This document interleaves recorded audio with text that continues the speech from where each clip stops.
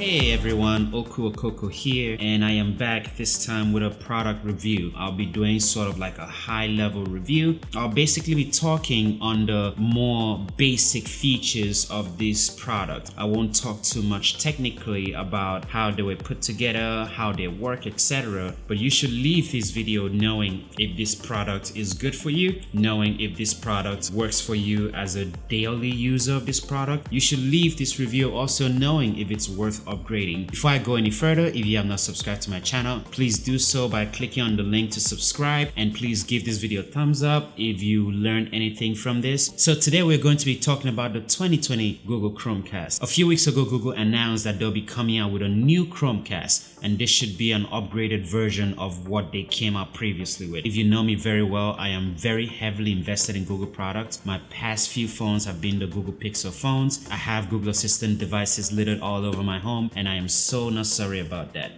So here's the top Google result.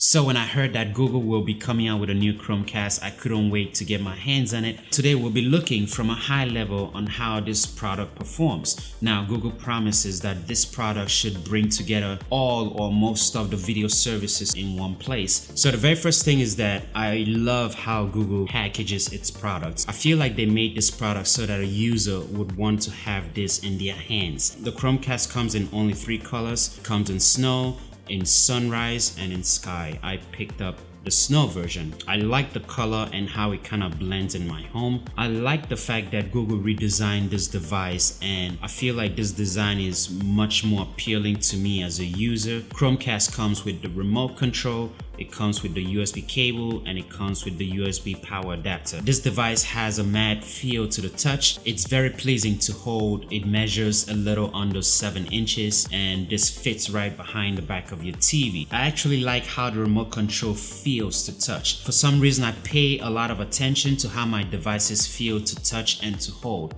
because I believe it makes me want to use it. It makes me want to pick it up. Every button is very well placed, and I feel like it's one of those things where you can pick up in the dark and know where every button is. It doesn't have a lot of buttons on it. Like after picking up this device a couple of times, I already knew where the power button is. I knew where the Google Assistant button is. Without spending too much time on this remote control, I just feel like it was designed very carefully. Starting from the top, you can see the sensor here. From the top, it has the round D-pad, and the middle button is the enter or the OK button. The D-pad helps you to navigate the program itself, or to navigate the settings menu, or anything you want to navigate inside Chromecast. One thing I do wish though is that I wish this was almost like a touch wheel. I kind of don't understand why Google didn't do that, because having a touch controller could create so many problems, especially if you have kids around the house, or just a controller sitting face down on the sofa or on a couch. I can see how that could create problems, but for some reason whenever I hold it, I just have a tendency of like touching around here, and it just kind of feels good. But anyway, this is not a touch wheel. This is all clickable, so you can click left, right, top and bottom.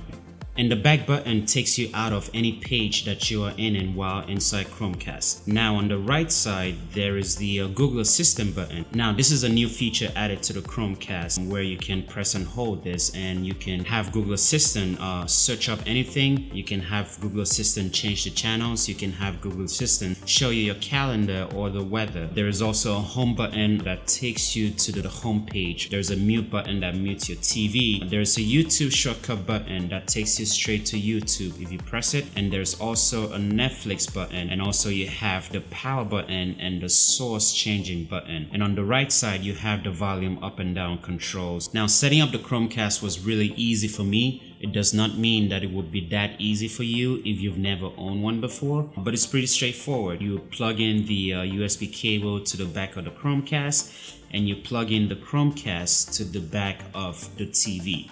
and the USB cable runs to a power source. Once you do that, you power it on, you get Google starting up, and after that it would ask you to activate the Chromecast. Now the fastest way is to download the Google Home app on your device, log into Google, and it should pop up there that you have a new Chromecast device. And activation is easy. You just follow the instructions, you confirm the code, and your Chromecast will be up and running. Once you land on the home screen, you can see that there are lots of apps here, and scrolling through the top menu and through the apps, you can see almost every video streaming service in this thing. And I can't even believe that Google was able to pull this off. The idea of having this device to be a home hub for all these video streaming services is such a genius idea, and I feel like this opened doors to so many possibilities in home entertainment. Now let's dive right into the quality of Chromecast. When Chromecast first came out a few years ago, the quality was limited to 1080, and very soon it started to evolve into 4K. This Chromecast streams in 4K. I'm telling you now, sitting back and watching a movie almost feels like it's almost unbelievable that you can stream high quality videos over Wi-Fi to this device, and it looks crispy, it looks clean. I have to say though that you will need a good Wi-Fi connectivity or stronger internet connection. I use the Google Nest Wi-Fi. It's very good. I haven't had any lags on this device yet. Sometimes though, when you first open an app, you will get like a poor quality for a few seconds, but right after that it shoots you straight into crystal clear 4K. So far I'm loving this device. I've used it for a little over a week now, and I think Google nailed this one. So as with everything, there is always the pros and the cons, and I would be remiss if I say that I did not find something that I don't like about this device. I'm hoping there was none, but there is one thing I don't like about this device. For some of you it may not be a big deal, but to me, I always like efficiency over creativity. I always like to stop. So I mentioned earlier about the USB connectivity. I really wish that Google allowed the TV to power the Chromecast. In a way, I understand why or how they couldn't do that, being that it probably requires more power. But somewhere, somehow, I feel like if that was possible, it would have made this device perfect for me, because what happens is if you plug this device in the back of the TV expecting it to pull power, you will get a huge notice that, hey, you're doing it the wrong way. You have to plug this in using the adapter that we gave you, and you have to plug into the wall. Being that I had set up my TV before I got this device, I had to reach behind my TV and snake the power cable and run it back down and find a power source. You know, I did not have my TV set up with a wall outlet behind it, so I guess sucks for me. So for some of you like me that your power outlet is not behind your TV, you will have to snake that cable all the way down and plug it in, but you cannot plug it behind a TV. That is the one thing that I wish wasn't the case. But with that out the way, let me tell you 3 things that I love. The first thing, the idea that you can have any TV with an HDMI connectivity to run all your video streaming service is a hit for me. Remember back in the day when you would need a box for this video streaming service, for that video streaming service, and then later it evolved into DVD players integrating these video services. Now all you really need is pretty much a TV that has an HDMI port or a display or even a monitor with speakers, and you can plug in this Chromecast and have TV. I feel like that is very useful to someone who is not too technically inclined, who does not know how to download apps. This device is very fluid.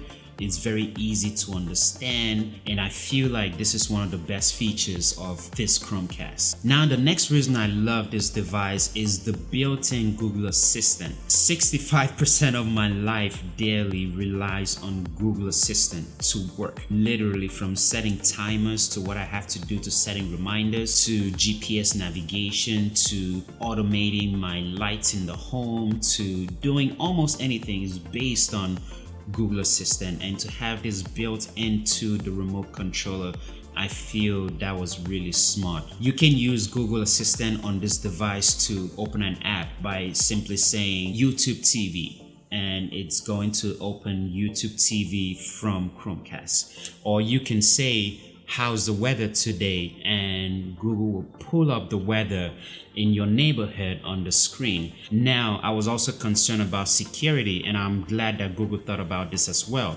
You can turn off personalized results, and what this will do is that this prevents anyone watching your TV and using the assistant feature to be able to pull up personal information like your calendar information, your pictures. If you go into the settings of Chromecast, Google has placed an option for you to turn off these personalized features. Do know that if you do this, it also turns off the personalized experience in Chromecast, meaning Google will now not show you recommended channels and recommended movies. It will only show you the apps that you have on Chromecast. But besides that, building in Google Assistant into the remote controller, I feel was a great idea. Now, the last feature that makes me really like this device is the ambient display. This feature excites me because as a photographer, I can turn my TV into a wall display of my photographs. So you can go on Google Photos and actually create an album that displays only the photos that you want to show in the album. So this means that when your Chromecast is not in use, Google will start showing these photos. It's going to randomize the photos. However, you can choose a speed on how long you want the photos to be cycled through. And I feel like this really adds a touch to the home, and after a while this can automatically turn on your TV so you don't have the photos going on forever. So that's it for Chromecast, but before I go, I'm going to leave you with a pro tip. Now, when I first turned on Chromecast, I noticed that some of my channels were not as bright as they were before I used Chromecast. The colors were there, but it was kind of dull and dark. After